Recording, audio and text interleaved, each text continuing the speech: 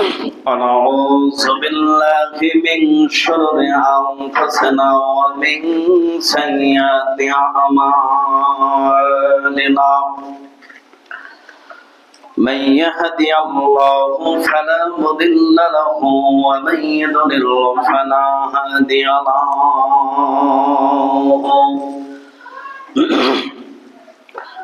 ونشهد أن لا إله إلا الله وحده لا شريك له وأشهد أن محمدا عبده ورسوله الذي أرسله بالحق بشيرا ونذيرا وداعيا إلى الله بإذنه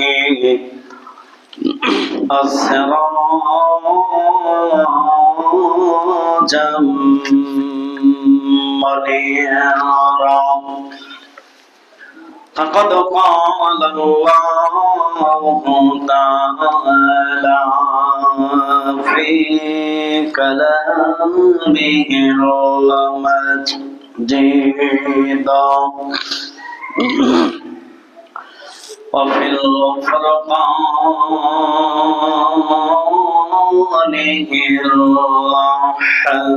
الحميد أعوذ بالله من الشيطان الرجيم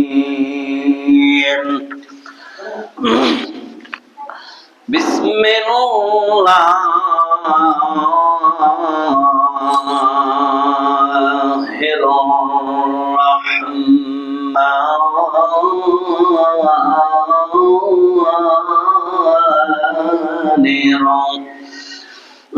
الرحيم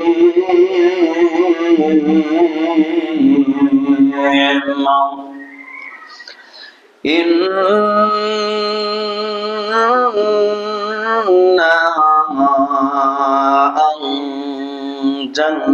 أنزلناهم في ليلة مباركة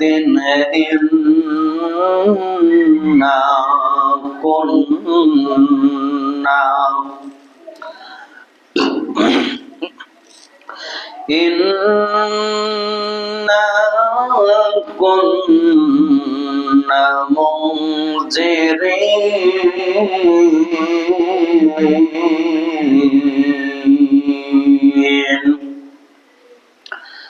فيها يفرق كل أمر حكيم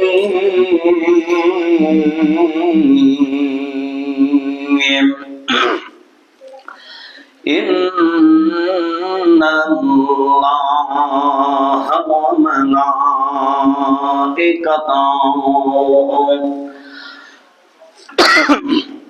يصلون على النبي يا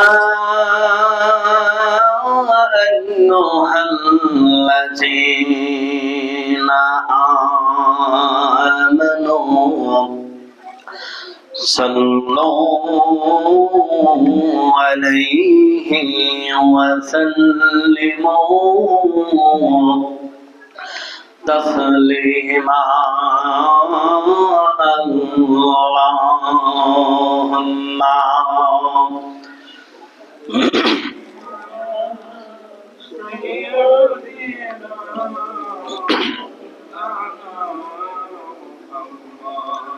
وعلى آله سيدنا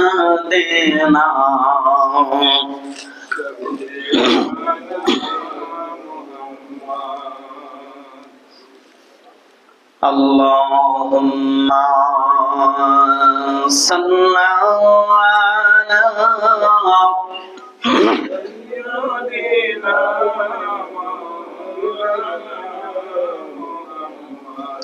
وعلى آل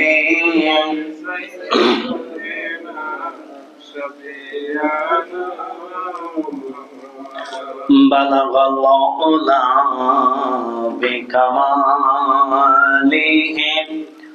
كشف الدجى بجماله حسنت جميع خصاله صلوا عليه وعلى آله اللهم صل على سيدنا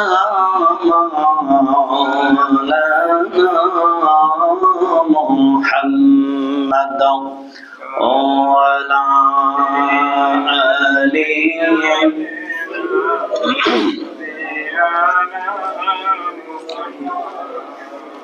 الحمد لله والصلاة والسلام على عاقبة للمتقين وعلى آله وأصحابه أجمعين رب اشرح لي صدري ويسر لي أمري واحلل عقدة من لساني يفقهوا قولي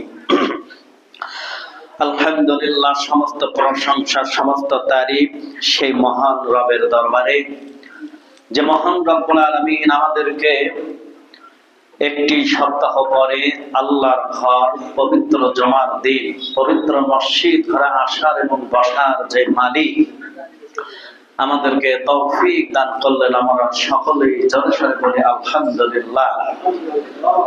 দরুদ পড়ছি বিশ্ব মানবতার মুক্তির দিশারি সর্বকালের সর্বযুগের সেরা নবী সমস্ত নবীদের নবী বিশ্ব সবার সভাপতি সমস্ত নবী রাসূলগণের মাতার মুকুট সাইয়্যিদুস সাকালাইন ইমামুল মুরসালিন খাতামুন নবিয়্যিন সরকারে দুজাআ নূরে মদিনা নূরে মুজাসসাম নূরুন আলা নূর সাইয়্যিদানা শাফিআনা হাবিবানা মাওলানা মুহাম্মদ রাসূলুল্লাহ সকলেই পড়ি সাল্লাল্লাহু আলাইহি ওয়াসাল্লাম। সম্মানিত উপস্থিতি, আমরা আজকে জুমার দিন পবিত্র মসজিদ ঘরে আমরা এসেছি। আমাদের সমাজে আমাদের এই মহল্লাতে অনেক মানুষ কিন্তু এখনো বসে আছে, তারা কিন্তু এখনো আসবে এরকম মন স্থির তারা করতে পারি নাই। আল্লাহ রাব্বুল আলামিন দয়া করে মায়া করে আমাদেরকে দুনিয়ার সমস্ত পাপাচার কাজ থেকে অশ্লীল কাজ থেকে অব্যাহত রেখে আল্লাহ রাব্বুল আলামিন আমাদেরকে তার ঘরে নিয়ে এসেছেন। এজন্য সকলেই বলি আলহামদুলিল্লাহ, সকলেই পড়ি রব্বানা লাকাল হামদ হামদান কাসীরান তাইয়িবান মুবারাকান ফীহি। আল্লাহ রাব্বুল আলামিন আমাদের এই দুনিয়ার জীবনে আমাদেরকে এই দুনিয়াতে আল্লাহ পাঠিয়েছেন পরীক্ষা স্বরূপ। আমরা সকলেই পরীক্ষার্থী এবং আমরা সকলেই কবরের যাত্রী, ঠিক কিনা বলেন? আমরা কেউ কিন্তু বেঁচে থাকবে এরকম আমাদের কোনো আশা ভরসা নাই। আমরা মারা যাব এটা আমাদের সত্য কথা। আমাদের মাঝ থেকে যিনি চলে গেছেন আমার আব্দুল খালেক চাচা, উনি অত্যন্ত একজন ভালো মানুষ ছিলেন এবং ওই সাইডে ওই চেয়ারে বসে নামাজ পড়তেন। আজকে দেখেন সে আমাদের মাঝে নাই, এটা একটা সত্য। এরকম আমাদেরও চলে যেতে হবে, হবে কিনা বলেন? এই মিনতি এই মর্ম হতো আমাদেরকে মেনে নেওয়া লাগবেই, কারণ চিরজীবন কেউ বেঁচে থাকতে আমরা এখানে আসি নাই। শত চেষ্টা করলেও আমরা পারবো না, শত চেষ্টা করলেও কি পারবো না। তারই আলোকে আমি কিছু কথা বলবো কোরআন ও হাদিস থেকে। দুইটা আয়াত আমি তেলাওয়াত করছি সূরা দুখান 44 নম্বর সূরা 1 ও 2 ও 3 নম্বর আয়াত তেলাওয়াত করেছি।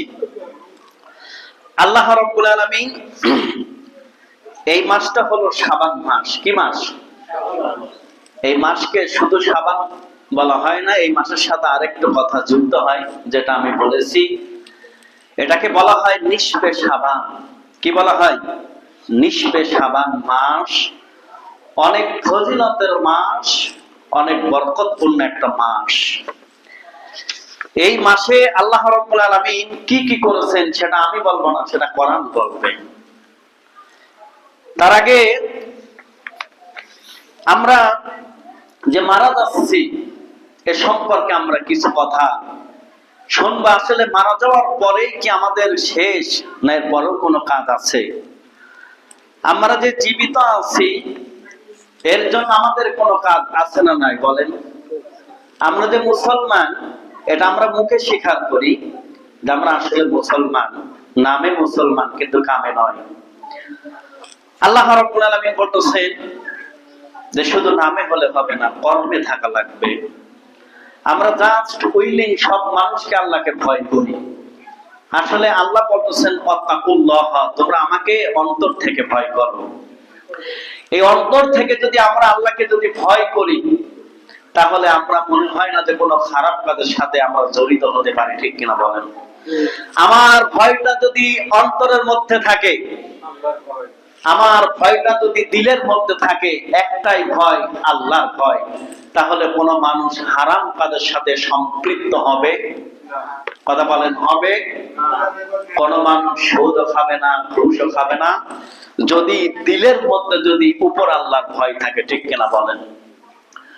আমার মনের মধ্যে, দিলের মধ্যে যদি একটাই ভয় থাকে তাহলে এই মানুষ কখনো এক ওয়াক্ত নামাজ ছেড়ে দেবে না। ঠিক কিনা বলেন? যত কাজ আমার থাক না কেন, আল্লাহর যে হুকুম, এই হুকুম কখনো সে ছেড়ে দেবে। যদিও আমরা জানি যে আমরা মারা যাব, এটা সবাই জানে। আমরা জানি যে মারা যাওয়ার পরে হিসাব হবে, এটাও জানি। তারপরেও কিন্তু আমরা আমাদের মতন করেই আমরা চলছি। আল্লাহ রাব্বুল আলামিন কোরআনুল কারীমের ভিতরে বলছেন সুম্মা ইউঈদুকুম, আল্লাহ বলছেন মৃত্যুর পর পুনরায় তিনি তোমাদেরকে মাটিতেই ফিরিয়ে আনবেন।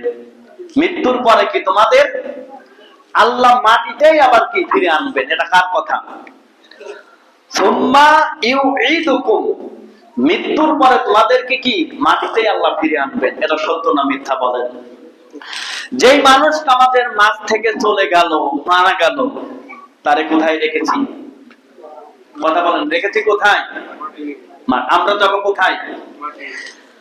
কিন্তু তোমরা মাটির সঙ্গে মিশে যাবে না, হারিয়ে যাবে না চিরতরে, বরং তোমাদের পুনরুত্থান হবে হাসরের ময়দানে। যদিও আমি আল্লাহ তোমাদেরকে মাটির সাথে মিশে দিই, তোমাদের যদি কোনো চিহ্ন না থাকে, কিন্তু আমি আল্লাহ পুনরায় আবার তোমাদেরকে মানুষ রূপে আমি গঠিত করতে পারবো। বলেন ঠিক না? মানুষ অ্যাক্সিডেন্ট হয়ে মারা যায়। এই যে আলমদিনার মিষ্টি ভান্ডারের ওই ভাই মারা গেল, তার গোস্ত বালতিতে তোলা হয়েছে। সত্য কিনা বলেন? ওটা কি আল্লাহ ধরতে পারবে কিনা? ওই রকম করে আবার ওরকম মানুষ আল্লাহ সৃষ্টি করবেন, পারবেন কিনা বলেন? সেই ক্ষমতা আল্লাহ আছে। আল্লাহ তাআলা বললেন ওয়া ইখরিজুকুম ইখরাজা, আল্লাহ বললেন এরপর তোমাদেরকে মাটি থেকে আবার বের করে আনবেন। এই মাটি থেকে বের করে আনা আমি আল্লাহর পক্ষে কোনো অসম্ভব নয়, কোনো কষ্টকর নয়। বলেন ঠিক না? মাটি থেকে আবার আল্লাহ কি বের করবেন? মানুষ রূপে আল্লাহ আমাদেরকে কি বের করবেন। তোমাদেরকে আবার কিয়ামতের দিন তোমাদের হিসাব নেওয়া হবে।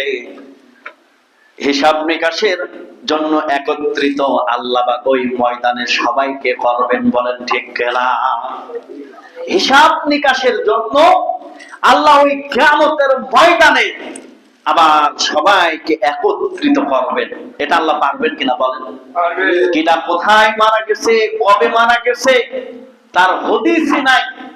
আসলে আমি নিজেই জানি না যে আমার দাদার দাদা, তার দাদা, তার বাপের বাপ কবে মারা গেছে বলেন, মনে আছে আমাদের? অথচ সেই আল্লাহ আমাদেরকে আবার একত্রিত করবেন, হিসাব নেবেন। এটা সত্য না মিথ্যা?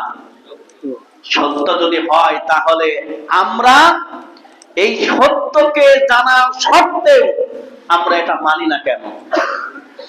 আল্লাহ রাব্বুল আলামিন বললেন, ইন্না ইলাইনা ইয়াবাহুম সুম্মা ইন্না আলাইনা হিসাবাহুম।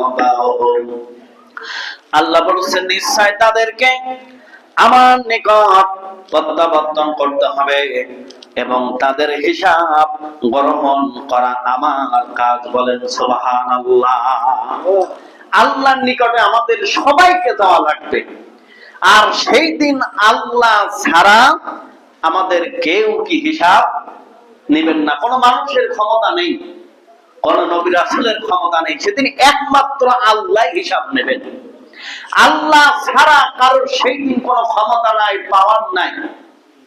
আল্লাহ যেটা ভালো মনে করবেন তার বান্দার জন্য সেইটাই রাইট। আপনি যদি মনে করেন না যে আল্লাহ আমার জন্য এটা ভালো করি নাই, তাহলে এটা বলে আপনি সেদিন পার পাবেন। কেননা আপনার বিবেক এবং বুদ্ধি আল্লাহ দিয়ে দিয়েছেন, এই বিবেক আর বুদ্ধিটাকে কাজে লাগাতে হবে।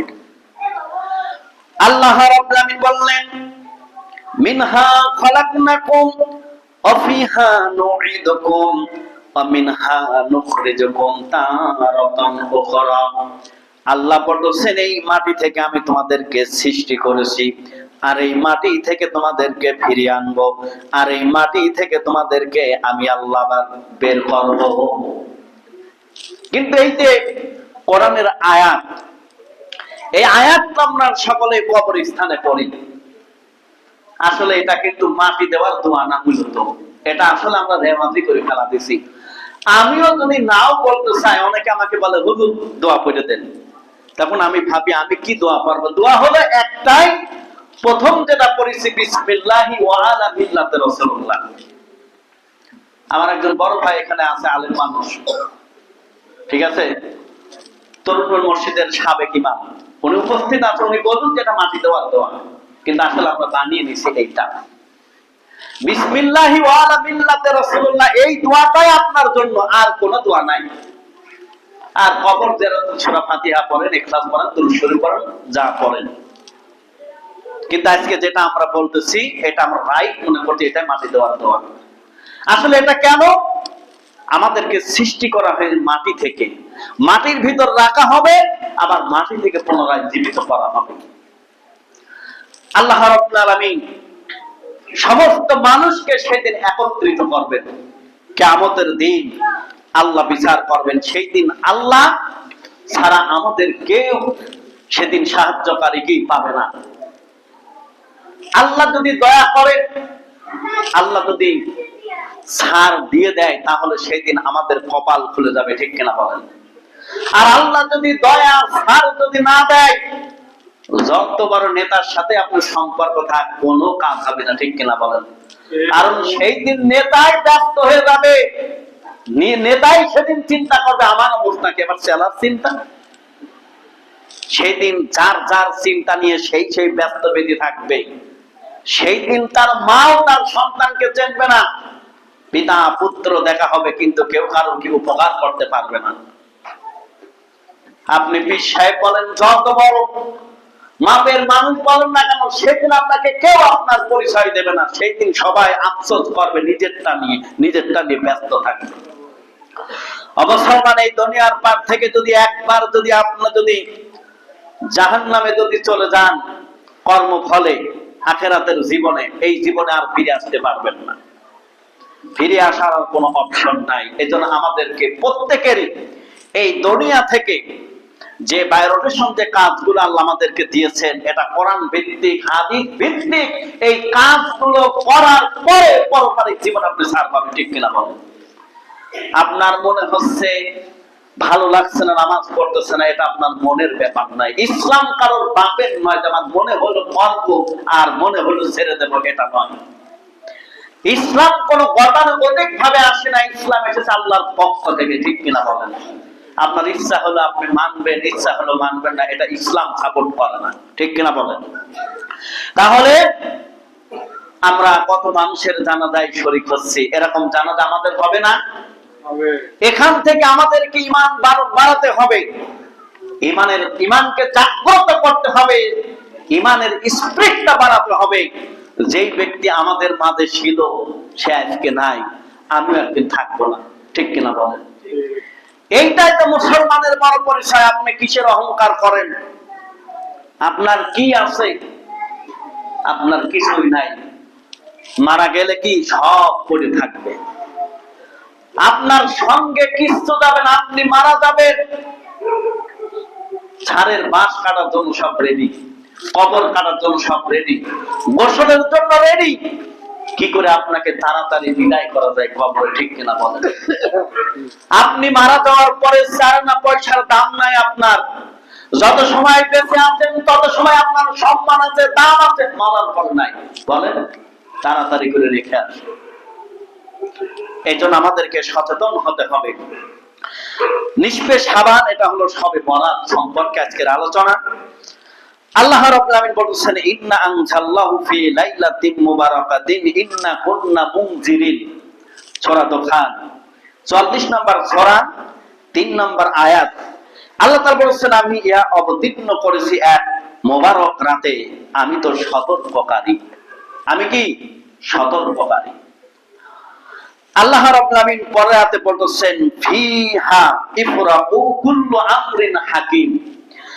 আল্লাহ বলেছেন, এ রাতে প্রত্যেক গুরুত্বপূর্ণ বিষয় মানুষের উঠানো হয়, আল্লাহর কাছে আমলনামাটা উঠানো হয়। রাসূল সাল্লাল্লাহু আলাইহি সাল্লাম, শাবান মাস একটি মুবারক মাস। বিভিন্ন সহিহ হাদিস থেকে আমরা জানতে পারি যে এই মাসে রাসূল সাল্লাল্লাহু আলাইহি সাল্লাম বেশি বেশি নফল রোজা রাখতেন, বেশি বেশি নফল ইবাদত গুলো কি পালন করতেন। এই মাসে নফল কিছু ইবাদত আছে, রাসূল সাল্লাল্লাহু আলাইহি সাল্লাম বেশি বেশি রোজা রাখতেন। কি রাখতেন? রোজা রাখতেন। নফল ইবাদতটা অনেক বেশি পছন্দ করতেন, বেশি করতেন। কেন? তার শিক্ষা হলো একটাই, যেন আমার উম্মতেরা এটা কি আমল করে, শিখে। আল্লাহ রাব্বুল আলামিন এই মাসটা এত গুরুত্বপূর্ণ মাস, শাবান মাস। শাবান মাসের সিয়ামই হলো তার কাছে সবচেয়ে প্রিয় মাস। শাবানের সিয়ামই কি তার কাছে সবচেয়ে প্রিয় একটি মাস। এই মাসের প্রথম থেকে 15 তারিখ পর্যন্ত এবং কখনো কখনো প্রায় পুরো শাবানই তিনি নফল সিয়াম পালন করতেন। আমরা কিন্তু শাবান মাসে, আমিও এখন একটা রোজা রাখতে পারি নাই। আপনারা কেউ কি শাবান মাসে রোজা রেখেছেন? কাল থেকে রাখবে, রাখি নাই তো। কিন্তু রাসূল 15 তারিখ থেকে এই মাস পুরাই কি নফল সিয়াম পালন করতেন। কেন করতেন? আল্লাহ রাব্বুল আলামিন এ বিষয়ে তাকে প্রশ্ন করা হলে তিনি বললেন, এ মাসে রব্বুল আলামিনের কাছে মানুষের কর্ম ওঠানো হয়। মানুষ কতটুকু কর্ম ভালো করেছে আর মন্দ করেছে, এই কর্মটুকু এই মাসে আল্লাহর কাছে ওঠানো হয়। বলেন সুবহানাল্লাহ। রাসূল সাল্লাল্লাহু আলাইহি সাল্লাম বলেছেন, এই মাসে কর্ম ওঠানো হয় আর আমি ভালোবাসি, এই কারণে আর আমি রোজা রাখি, যেন আমার আমলনামাটাও আল্লাহর সামনে ওঠানো হয়। বলেন সুবহানাল্লাহ। ও মুসলমান, যেই রাসূলের জীবনে গুনাহ নাই, মিথ্যা নাই, যেই রাসূলের জীবনে কোনো কলঙ্ক নাই, যার চরিত্রে কোনো দাগ নাই, সেই নবী বলতেছেন যেন আমার আমলটাও যেন আল্লাহর দরবারে যেন ওঠে। বলেন, রাসূলের আমলের কোনো কমতি আছে? কথা বলেন। রাসূলের আমলের কোনো কমতি নাই। রাসূল কি আমার মতন আপনার মতন মিথ্যা কথা বলে? রাসূল কি আমার আপনার মতন আমানত খেয়ানত করেছে? করি নাই। করেছে? বলে। রাসূল কি সুদ খাইছে, ঘুষ খাইছে? অথচ সেই রাসূল বলতেছে যেন আমার আমলটাও আল্লাহর কাছে কি উঠানো হয়। সুবহানাল্লাহ বললেন না? তাহলে রাসূলের চাইতে কি আমরা বড় হয়ে পড়েছি? তাহলে আমাদেরও নফল ইবাদতের দরকার আছে না নাই? সিয়াম পালন করার দরকার আছে না নাই? আল্লাহ রাব্বুল আমিন তারপরে বলতেছেন এই মাসের একটি বিশেষ রাত হলো শবে বরাত, যেটা বাংলায় অনেক সময় আমরা ভাগ্য রজনী বলে থাকি, কিন্তু হাদিস প্রচলিত আছে এই রাতে ভাগ্য অনুলিপি করা হয়। মানুষের হায়াত, মওত, বেঁচে থাকা, চাকরি, কর্ম কাণ্ড, ব্যবসা বাণিজ্য সবকিছু সূরা দোহানের ভিতরে আল্লাহ বলে দিয়েছেন। বিশ্বাস যদি না হয় ইবনে কাসির 636 পৃষ্ঠা তাফসীরটা খুলে দেখবেন। আল্লাহ চাকরির কথা বলেছেন, ব্যবসার কথা বলেছেন, কর্মের কথা বলেছেন, আল্লাহ হায়াতের কথা বলেছেন, মৃত্যু কোন দিন হবে, কোন দিনে জন্ম নেবেন, কোন সময় মৃত্যু হবে আল্লাহ সেটা বলে দিয়েছেন। কতটুকু বড় লোক হবেন, কতটুকু গরীব হবেন, কত টাকার সম্পদের মালিক হবেন, আমার আল্লাহ সেটাও কোরআনুল কারীমের ভিতরে বলে দিয়েছেন। বলেন ঠিক কিনা? আপনি ইচ্ছা করলেই 100 কোটি টাকার মানুষ হতে পারবেন না, আপনি ইচ্ছা করলেও ভালো একটা চাকরি করতে পারবেন না, যদি না আল্লাহ আপনার কপালে যদি না লেখে। বলেন ঠিক কিনা?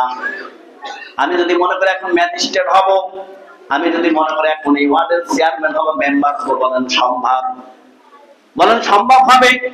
কারণ আজ থেকে আল্লাহ তাআলা 1500 বছর আগে মানুষের জন্মের আগে তার লিপিবদ্ধ করেছেন কতটুকু হায়াত, কতটুকু সময় তার দেওয়া হলো, কতটুকু রিজিক তার দেওয়া হলো, কি চাকরি করবে, কয়টা গাড়ি হবে, কয়টা বাড়ির মালিক হবে, আল্লাহ সব সেই দিন তার অনুলিপিবদ্ধ করে দিয়েছেন। বলেন সুবহানাল্লাহ। আল্লাহ তাআলা বলেছেন লাইলাতুল কদরে কোরআন নাযিল হয়েছে। আল্লাহ তাআলা বলেন এই কোরআনুল কারীমকে তিনি কল্যাণময় রাতে অবতীর্ণ করেছেন। কোরআনটা নাযিল হয়েছে কদরের রাতে। বলেন সুবহানাল্লাহ। কদরের রাতে কোরআন নাযিল হয়েছে। আমাদের দেশের মানুষ কোরআন পড়ে খালি রোজার মাসে, আর রোজার মাসে কোরআন পড়বে না আরো মাস আছে? বলেন। একজন মুসলমানের কর্মকাণ্ড হচ্ছে ফজরের নামাজ পড়বে, ফজরের নামাজের পরে কোরআন তেলাওয়াত করবে। বলেন ঠিক কিনা? কিন্তু এমন কিছু মানুষ আছে শুধু শুক্রবারে করে, আবার মাহে রমজান মাসে করে, করেন সমস্যা নেই, কিন্তু কোরআন শুধু জীবিত মানুষের উপর নাযিল হয়েছে। কোরআনটা তেলাওয়াত করতে হবে জীবিত মানুষের উপরে, কোরআন তেলাওয়াত করতে হবে জীবিত অবস্থায়, মরা মানুষের উপরে কোরআন নাযিল হয়নি। বলেন ঠিক কিনা? আল্লাহ রাব্বুল আমিন বলেছেন ইন্না আনজালনাহু ফি লাইলাতিল কদর, নিশ্চয় আমি ইহা অবতীর্ণ করেছি মহামান্বিত একটি রাত্রে। বলেন সুবহানাল্লাহ। একটি বরকতপূর্ণ মাসে, মহামান্বিত একটি ফজিলতপূর্ণ মাসে আমি কোরআনকে অবতীর্ণ করেছি। কোরআনটা হলো বুঝার জন্য, কোরআনটা হলো জানার জন্য, কোরআনটা হলো পড়ার জন্য। পৃথিবীতে এমন কোন গ্রন্থ নাই যেটা ধরলে সব হবে। কোরআন ধরলে সব হবে, কোরআন পড়লে সব হবে, কোরআন চমকাইলে সব হবে, কোরআন বুকে ধরলে সব হবে। বলেন ঠিক কিনা? আমি যদি বলি ফজরের নামাজ পড়ে কয়জন কোরআন পড়েছেন, কোরআনের অর্থটা পড়েছেন, কম হবে না বেশি হবে সংখ্যা? কথা বলেন, সংখ্যা বেশি হবে না কম হবে? আল্লাহ তাআলা বললেন শাহরু রমাদানাল্লাযী উনজিলা ফীহিল কুরআন, রমজান মাস যেই মাসে কোরআন আমি অবতীর্ণ করেছি। বলেন সুবহানাল্লাহ। মাহে রমজান মাসে আমি কোরআন অবতীর্ণ করেছি। কোরআন অবতীর্ণ করেছে কার উপরে? বলেন। কোরআনটা অবতীর্ণ হয়েছে বিশ্ব নবীর উপরে। কার উপরে হয়েছে?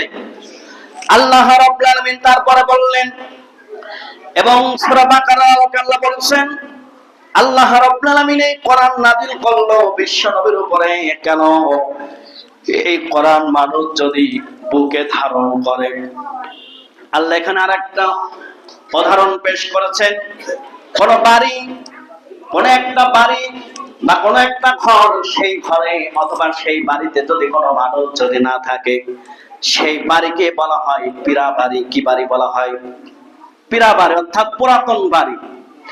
যেই বাড়িতে মানুষ থাকে না ওই বাড়িটা জন্তু জানোয়ারের ঘর, ঠিক কিনা বলেন? একটা বাড়ি আপনি করেছেন, সেখানে যদি 2-4-10 বছর যদি না থাকেন, ওই বাড়িটাকে সৌন্দর্য থাকবে, কথা বলেন, সৌন্দর্য থাকবে। বাড়িটা আস্তে আস্তে নষ্ট হয়ে যাবে, ড্যাম হয়ে যাবে। যেই বাড়িটা মানুষ থাকবে না ওই বাড়িতে ঝুল পড়বে, মাকড়সা বাসা করবে, জন্তু জানোয়ার যাবে। আর যদি ওই বাড়িতে যদি মানুষ বাস করে তাহলে বাড়িটা পরিষ্কার থাকবে, বলেন ঠিক কিনা?